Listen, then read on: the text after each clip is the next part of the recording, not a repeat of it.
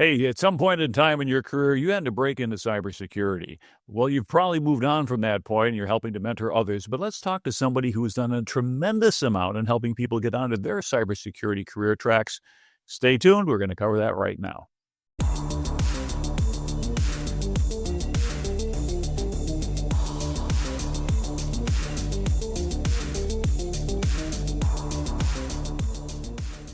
Hello and welcome to another episode of CISO Tradecraft, the podcast that provides you with the information, knowledge, and wisdom to be a more effective cybersecurity leader. My name is G. Mark Hardy. I'm your host for today, and I have a special guest, Christophe Foulon, and he is also a podcast host. So with any luck, we might end up doing a dual podcast. I think that's a first for us. I've only done, 246 podcasts so far. So it's about time I started cooperating with others. But anyway, Christophe, welcome to the show. Thank you so much for having me. I would say your podcast has been an influence on my podcasting career as I've grown in the industry, and I've followed yourself as well as Ross over the years, and excited to be part of this podcast. Yeah, well, I'm glad to have you on board because I've heard great things about you. Did a little bit of homework and found out that, as I said, you'd had your podcast. But first of all, tell everybody a little bit about yourself and your background, and we'll go from there so everybody knows why it's worthwhile to listen to you. So, grew up in the Caribbean, started tinkering with computers, eventually decided I'm great with tech, but I love helping businesses. I love helping people solve their technical problems. At the time, decided I didn't really want a computer science degree. So went to school, got my bachelor's in business. Then economy went down the tank, decided, hey, if I'm going to struggle for work, might as well do something I love and enjoy doing.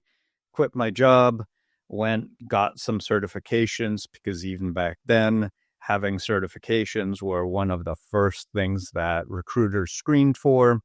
Got some certifications, got my first help desk role, and then started to really see, wait, people are doing things insecurely, the easy way, just to get their job done. And I found myself coaching, helping, mentoring the business into doing things more securely as part of my help desk role, and found out of this whole new industry focused on cybersecurity. Took me 7 years to eventually transitioned from help desk into cyber, but got there. And that's when I wanted to start to give back and help others who wanted to do that transition themselves. That's when I created a podcast with my co-host, Renee Small. That's when we started collecting the knowledge for some of the books that I wrote, how to develop your cybersecurity career path at any level, how to hack the cybersecurity interview, all with multiple co-authors, because in my perspective, we need a diverse perspective in how to do this. None of our paths were unique. None of our paths were straight and narrow. There's multiple ways to get there, and we can use hints, tips, and tricks from everyone and implement them in our approach with our own passions, with our own things that drive us, so that we have our own fulfilling career. Well, that's a good point. So you went from help desk, which, is it plugged in? Is it turned on, to unplug it and turn it off? I'm in security now. We don't want that going that way. So we go the opposite direction. But more importantly, like a lot of us in cybersecurity, we started out somewhere. And it usually was in technology. It doesn't always have to be. It could be GRC, it could be compliance and other areas like that.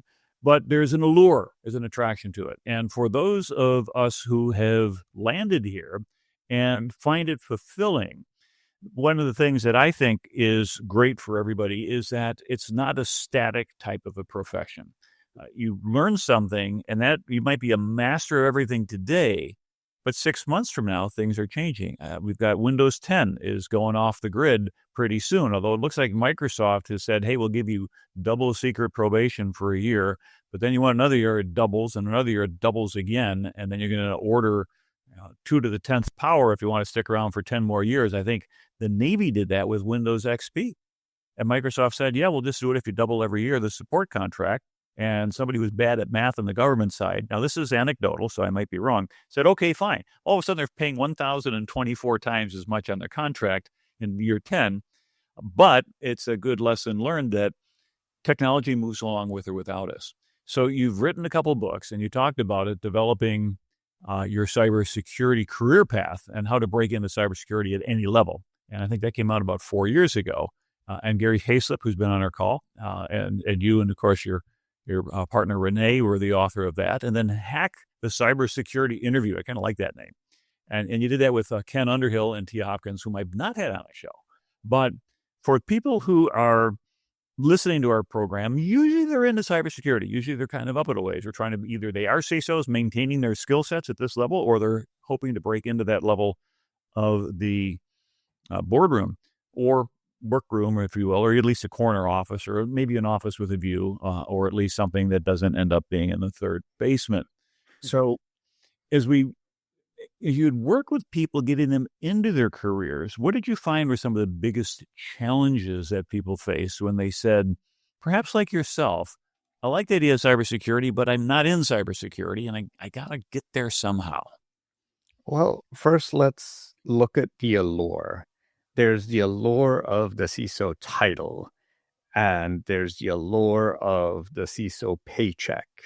But you don't understand the requirements of the continuous learning, the burnout, the long hours, the on-call, the incident response, the being the potentially sole neck to choke should something happen. All of these implications of that title, because they're not as broadly discussed. And so a lot of people say, oh, I want to become a CISO when I grow up. And then you have maybe the more senior individuals going, I don't know if I want to be a CISO anymore. It was nice. I learned my lesson, but someone else can do it now. Or I'm fine with being a director. I like to create the strategic program, to implement the strategic program.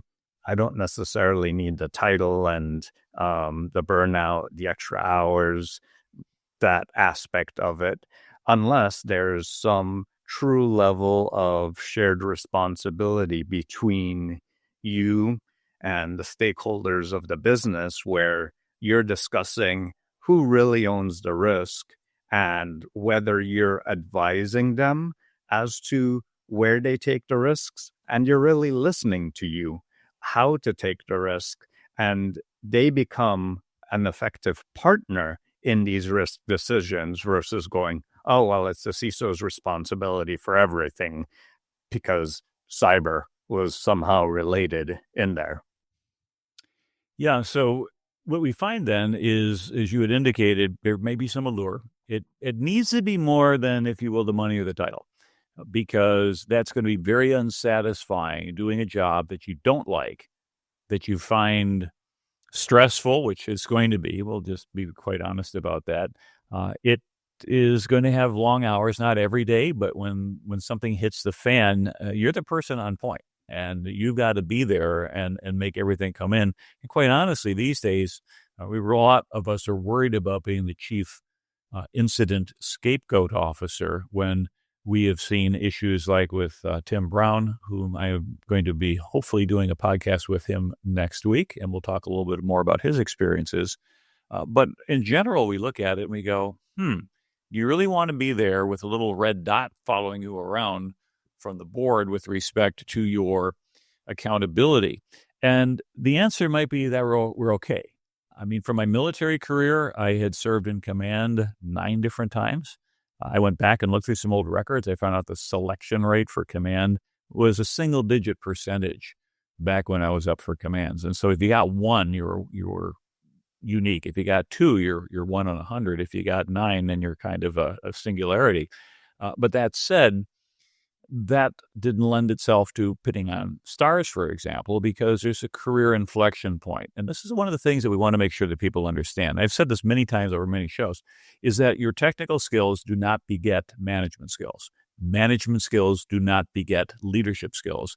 And leadership skills do not beget political skills. And quite honestly, I was politically not competent. I will just be very brutally honest about that. And to a certain extent, no matter how great you are as a leader, your people will follow you anywhere. They'll be there 72 hours nonstop working around the clock because they absolutely, you've motivated them to be on the point. But yet somehow you might find yourself sitting there just below the glass ceiling wondering what's happening because you spend all your time with your people. You didn't spend all the time with the right executives who could influence your career path up. And so at what point in time do you think that somebody who's entered a cybersecurity career really starts the need to develop this political awareness and savvy? Or could they just simply say, I just don't want to go there from here. I will be very happy being a director at some point. I'll be very happy retiring at that point. I don't really want to play with the C-level. Thoughts on that? I would say it's up to that individual. It's where they feel that they're emotionally rewarded with their career. Some people don't like the politics. Some people don't like the dealing with the board. They don't like dealing with this department's fighting with this department and you become the mediator. They don't like those conversations. They rather focus on the technical component, or they rather focus on creating those business solutions, or creating that security architecture to deal with the bleeding edge technology and how we can solve those use cases. And we need all those different types of characters within an organization for it to be successful. And you might wear more than one of those hats, but as a senior leader in the organization, you need to blend many of those hats together. And you could be technical, but if you don't have the political or emotional intelligence to work at the board level, to work with your other executive leaders in fighting for budget, fighting for headcount, fighting for who owns the risk and the remediation and those sorts of activities, then you'll end up being the one burnt out because it all gets shoved on your plate. That's a good insight. And so what we find out is that in some careers, like as a military officer, at least it was for mine, it was up or out. And the idea is you either progress to the next level, or they said, sayonara, thank you very much for playing, have a nice life. We're going to keep everybody else moving. And it wasn't because that there wasn't room for you at that level, but there was always a constant replenishment going on. And so what we found out then is at certain points in certain careers, yes, you can plateau and stay there. If we look at something like a Microsoft or an IBM, they have fellows. They have brilliant technical people. Some of these people earn Nobel Prizes. They've got PhDs, but they're not leaders. They don't want to be leaders. They probably couldn't manage their way out of a paper bag, but yet they contribute brilliant technical insights that the managers, the leaders, the political folks turn into revenue, turn into products, turn into jobs for others and things such as that. So it's a virtuous ecosystem. You're not being exploited here. And when I've come up with stuff, and for example, I got my name on my first patent recently, and everybody's like, well, you worry about that? I said, I don't really care about assigning that patent out to a company or something like that, because there's no way that I can build the infrastructure to go ahead and maximize that value. And I didn't invent it to make money. I invented it because it was a tough problem that needed to be solved, and I figured it out. And they said, well, that's pretty cool. Nobody else has figured this one out before. Off we go. So what we find then is that for people who get into cybersecurity, and this is an interesting question for you here, because based upon your books and things like that, you say how to break into cybersecurity at any level. A lot of us think you got to start at the beginning. You enlist as an E1, and then you work your way up through the ranks. But in cybersecurity, can you say, hey, I want to be a director, or I want to start out as a CISO, or is that unrealistic? And if it's not unrealistic, what are the prequals that make somebody able to laterally move into our career at a higher level? So there's all types of different CISOs, and yourself as well as Ross have covered this in the past. The different archetypes, the builders, the breakers, the union, the rebuilders, and the solutioners. So you can have someone that, say, comes from GRC, that comes from IT, that comes from the business side, that understands the risk that the business is taking, or the direction that the business is going, and understands that perspective. And then they have the leadership below them to advise them on the technicals, on, hey, these are the technical risk concerns, these are the legal risk concerns. And if they heed that advice in a meaningful way, they can still be an effective CISO if they take that into consideration. Not everyone looks well on that. And if they become the scapegoat officer, the community, of course, goes, oh, well, they were in music or they were in liberal arts. That has nothing to do with their qualifications. Their qualifications are more so, do they understand the complexities of the business requirements, the legal implications, the legal requirements, and the other risks that the business is taking at the time? Do they have the right advisory, internal or external, to make the right decisions? And then are they able to influence the business leaders at the table, at the board, to get the right funding and the right decisions for the risks that you're looking to tackle at that time? And that's really where all the everything comes to center, and where a good CISO is built, less than where they got their education 30 years ago, what certifications they might have got 20 years ago, or what they're studying today, because you can't study every single thing that's happening.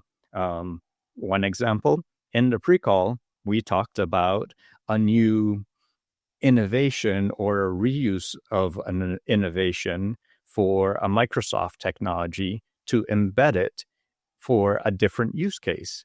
And I didn't know about it 6 months ago, and you didn't know about it now. But we can share this knowledge with each other, overlap our competencies, and advise each other as a community on how we can tackle this together. So what we have then is an interesting model. I'm kind of sketching it out here as we talk. To be effective as a chief information security officer, it is not necessary that you came up through the ranks, as we've determined, and we see that in the real world. But it is helpful to have credibility with your people. And so it doesn't mean ignore the technology, but it doesn't mean you're not going to be asked to sit down there, hands on keyboard, and then reprogram something that way. But it is essential that you be credible with your leadership and the board and the organization, that you speak the language of risk, that you speak the language of the organization, most likely business, unless you're in government, and that is non-negotiable. And as you just pointed out, okay, I may not have a technical background. I need to have some technical credibility, ideally with my team, so that A, that I can earn some respect, but B, they don't pull the wool over my eyes. But as you pointed out, the very important value of having a network of peers, a network of other places, of people who have had a chance to explore and learn different areas, so that I'm not just Google searching, how do I do something? Or today, everybody just looking at their AI engine and hoping it's not hallucinating on you when it gives you an answer, but having some genuine conversations back and forth with people who have done the background. I was not a lawyer, but I can talk to friends who are lawyers and gain some insight in some of the legal implications. I was not in GRC. I do have my CISA, my auditor ticket. I got that. Wow, you talk about years ago in 2001. So it's been a long time since I've had that ticket. I remember when I got to Ernst & Young, when I went to work there, they said, don't tell anybody you got that, or that's all you're going to be doing is these dumb audits you want to go do in the fun cybersecurity stuff. But what if I like audits? Well, then, of course, to each their own. So now what we see then is that when you come into the cybersecurity career path, your focus really needs to be up if you're going to be operating effectively at a CISO. It does then call into question what happens if you come into a position where you don't have a well-running organization. We're not always going to step in when everything is running perfectly. Everybody's highly motivated. You've got the world's best qualifications. Meta's offered them $100 million each, and they all said no because they want to stay and work for you. So how do we deal with that when we're now in a CISO role? We start out and we realize things aren't working the way they should be, but I don't have the technical chops to go fix them. Any insights in terms of how somebody could proceed? This is where your people leadership skills need to come in, because you need to understand what are their personal motivations. Maybe they're in the wrong role. Maybe they're in a security role when they prefer to be in an infrastructure role. Maybe you have folks on the infrastructure team that have more interest in being on the security team. Maybe you can cross-match your resources and have shared responsibility between the teams, or have a fusion between the teams so that you can blend those experiences and kind of start like that. Oftentimes, new leaders, when they come in, they'll have an assessment from an external organization where they can point out weaknesses, where they can point out best practices. That could be one approach. I know another leader that loves to start from the people aspect and do personality assessments to see what are the personal drivers for all of the members on their team, figure out those drivers, and then work on those drivers to drive the team building, the camaraderie, and the personal motivations behind his team first, then build the skills and competencies where he or she sees gaps in the team to build those up. And then if they do have additional budget to recruit in or grow up from the organization. Well, I think it's an excellent point, because in a certain way, you're acting as a coach. And if you were to come in as a coach of, let's take an example, American football team, and the team's doing poorly, and you realize the person you have playing quarterback is one heck of a kicker, and the person that you have as a wide receiver is an amazing, tackler linebacker. And all of a sudden you realize you've got the right people. They're just in the wrong spot. So that's part of assessing that. And since you'd come from the help desk world originally, you'd appreciate this. I had a friend of mine many years ago that I knew up in the Baltimore area, and Toby was in charge of the team, and he had read up about the Myers-Briggs and the 16 different profiles that could be done. And he did those inventories. For those who aren't familiar with Myers-Briggs, you look at 4 different axes of personality preferences. It was initially used in World War II to try to help the U.S. Army put the right people into the right type of a job, because they're trying to place millions of people at that point.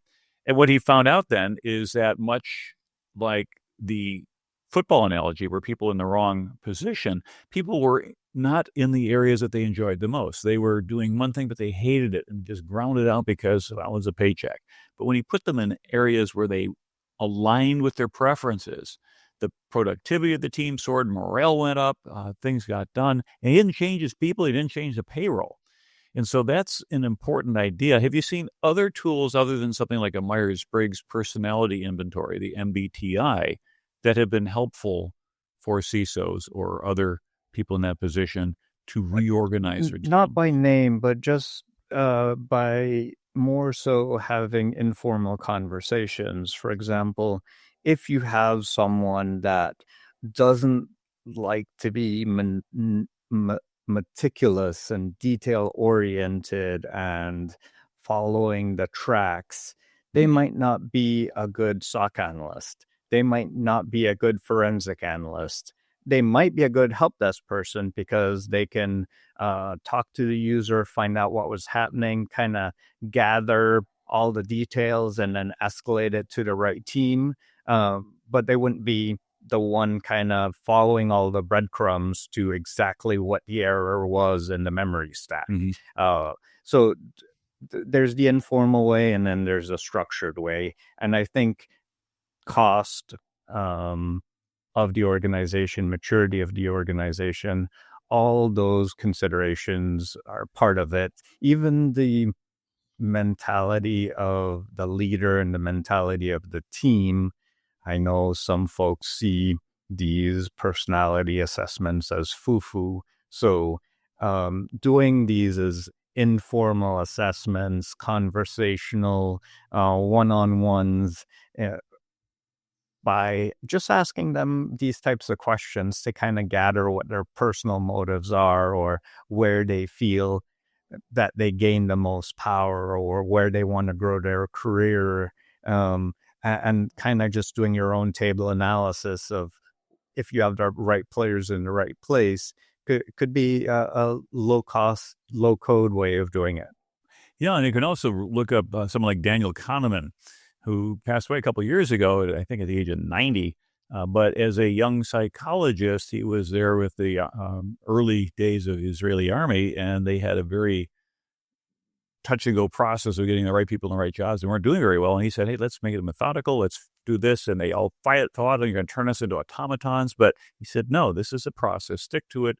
Ask this question, this. Take a little bit of time, reflect on it, and then come out with a decision. And their decision process went way up. Well, it's interesting that as a psychologist, you end up getting a Nobel Prize in economics because you take a look at why we are predictably irrational and why we have, Thinking Fast and Slow was his book. And Ariel, I think, did the Predictably Irrational book. But there's a lot of different things we can make ourselves available that are outside of the CISO bookshelf. And, these are not all cybersecurity books. A portion of them are, but a lot of them are that interesting thing. The other thing to keep in mind also is that cybersecurity, for whatever reason, it tends to attract and hopefully retain neurodiverse people. And so what we find out is that when we're kids and didn't understand that, people would just get labeled, okay, well, this guy is just kind of weird or a nerd or whatever.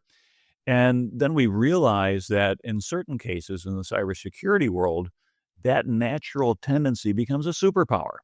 Somebody who could focus on 20 different things simultaneously, track them all like an air traffic controller and do extraordinarily well, or turn off the whole world, focus on just this one thing and drill in and stay focused until you say, hey, Christophe, when's the last time you went to the bathroom? And you go like, no, I guess I got to go. And so those which in a traditional world, people look at you askance and go, yeah. We find out, particularly in leadership roles, that we can empower people to do extraordinary things if we can align them with those unique characteristics that they have. And what historically people would argue would be a limitation or even a workplace handicap becomes a superpower. And you as the leader not only can increase the productivity of your team and the results you get, but you're going to help the morale of everybody else because people are doing what they want to do, and you're doing some good for your people. And so I think that's one of the rewarding things you get in the cybersecurity.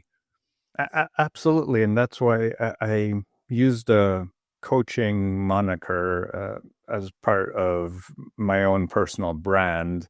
And I did a lot of self-education courses on coaching and mentoring to understand the psychology there, to bring that out, to help facilitate and mentor and strategically develop relationships, conversations, ideas from a diverse set of individuals within a group, within a new team, within a new client, because as a CISO, you have to do that. And like you mentioned, within the cybersecurity community, this neurodiverse population, not all of them might be comfortable speaking outwardly to unfamiliar people.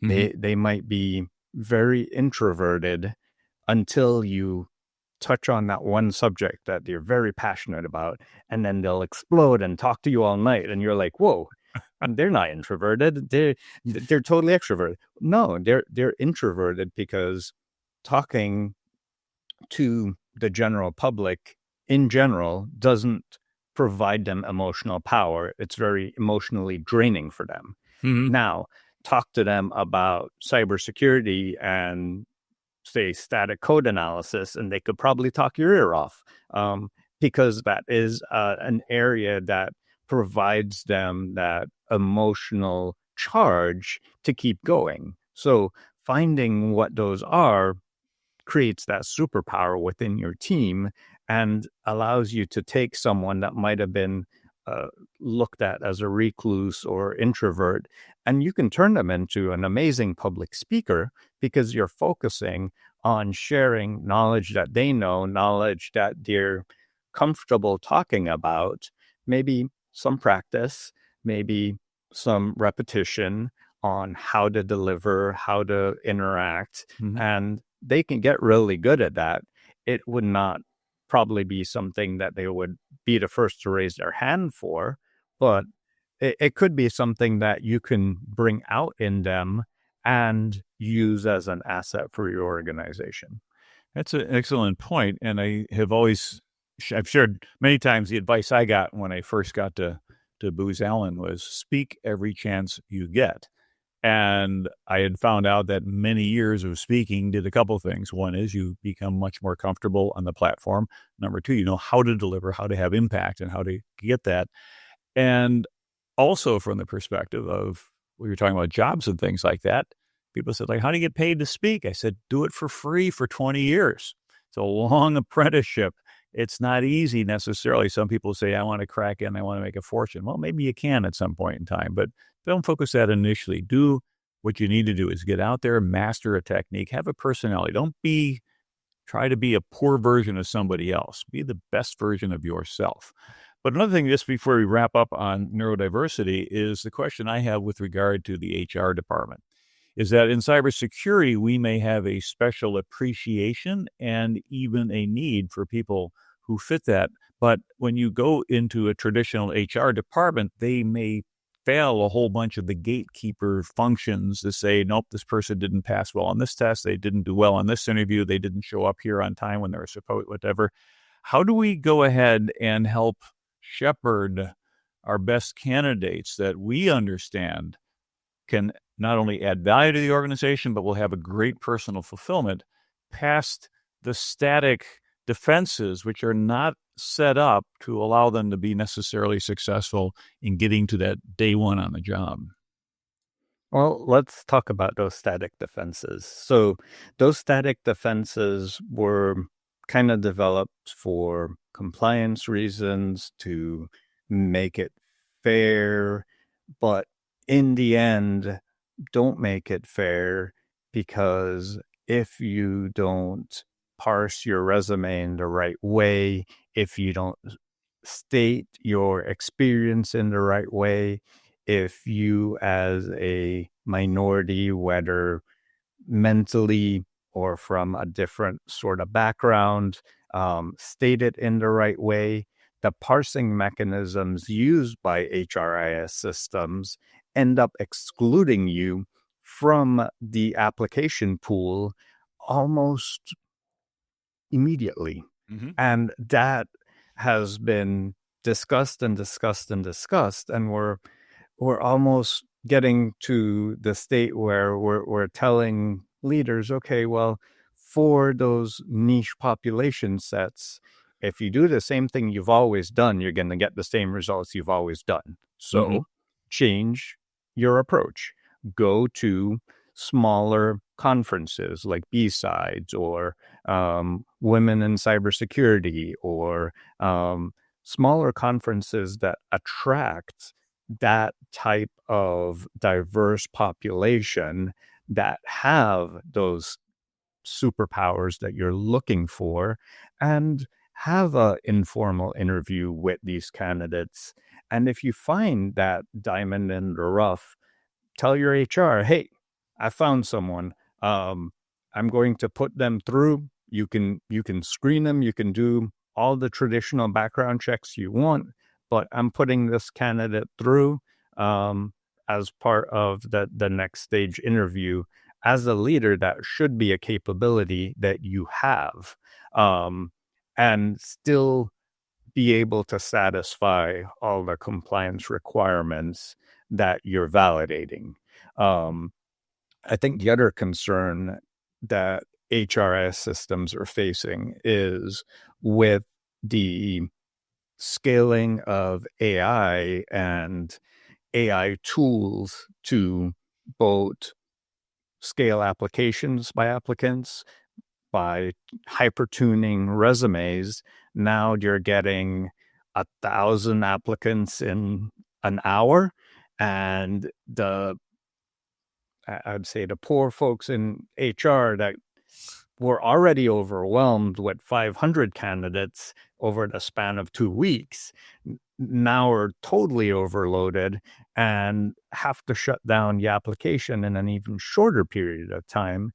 But you have an even smaller set of really qualified candidates in your talent pool that you have to try to weed through again, which goes back to, as much as there's been a growth in diversity, equity, and inclusion initiatives, and then we saw the swing back, organizations need to find this happy balance of how to blend in, finding what's right for them, not because it's politically right, not because there's some requirement set by the government, some compliance requirement that they need to set, but because you're finding the right resource to satisfy the job needs and the job requirements for their organization. Very good insight. So let's go ahead on the other end of a career track and say at some point in time, we've gained experience, we've worked as CISO, we've maybe held down a number of jobs, but at some point, there might be a desire to say, hey, I want to be a vCISO or a fractional CISO, either independently by just hanging out your own shingle or by allying yourself with some other group that provides that service. If someone's going to make that leap into the virtual or fractional CISO world, what words of advice would you offer them to think carefully before they do so? Stay true to your passion, back to what keeps your emotional battery charged. You don't want to do something that drains you, because at this point you're maybe retired or semi-retired, and you're either doing this for fun to maybe provide a secondary or tertiary income stream. So you don't want this to lead to detrimental health effects, emotional health effects. So you want to choose an area that you're comfortable in, that makes you happy, and that you can really show your clients that you're an expert in or sufficiently qualified in to provide them with that external advisory support in there. Now, this gets into the legal accountability, responsibility components of it. As a virtual CISO or as a fractional CISO, when you engage with a client, you have to set a clear scope of engagement with your client. Who's responsible for the risk? Who owns the risk? And what's the scope of services that you're providing? Are you providing advisory services? Are you providing technical implementation services? Are you providing scoped project services? Really putting that into paper and a legally binding contract. And then just to protect yourself, have some sort of cyber insurance, some sort of indemnity protection for yourself. You're walking into an environment where you might not know if there's a previous information exposure event that might come back and haunt you. You don't know what the other individuals in the organization may or may not be doing while you're a fractional CISO there. So you want to protect yourself as well. So you want to have these sorts of indemnity insurance to protect yourself in the event of something like that. Mm-hmm.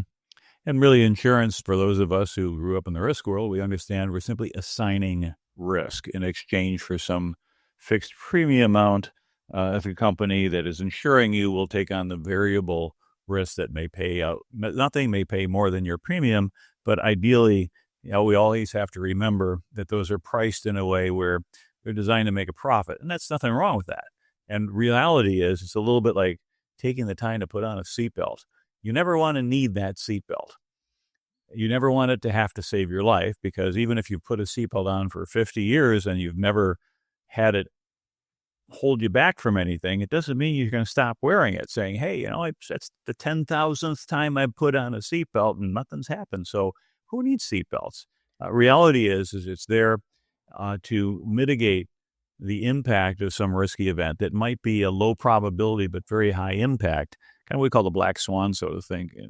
I mean, finances. Even if you look at, say, a small to medium information exposure event of sensitive information like social security number, and then now you have to reach out to 100,000 to 200,000 people. This is considered small to medium breach.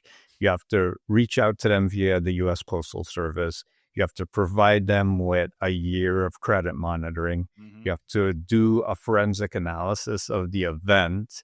All of this adds up really quickly, and more than likely will surpass $50,000 really easily. Your insurance premium, even for an individual fractional CISO, will not likely get to that level, protecting yourself.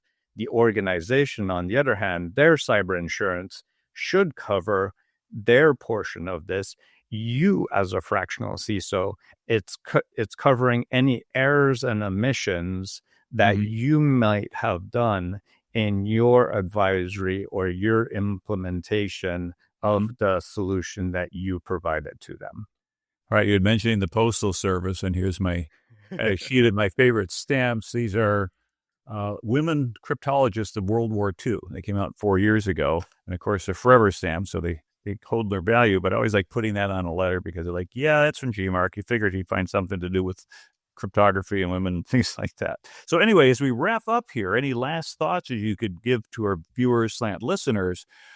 Plus, also, how do they find out more information about you? Where's your podcast? And what if they say, hey, this Christophe guy is really great, I want to follow up with him? How do people get in touch with you?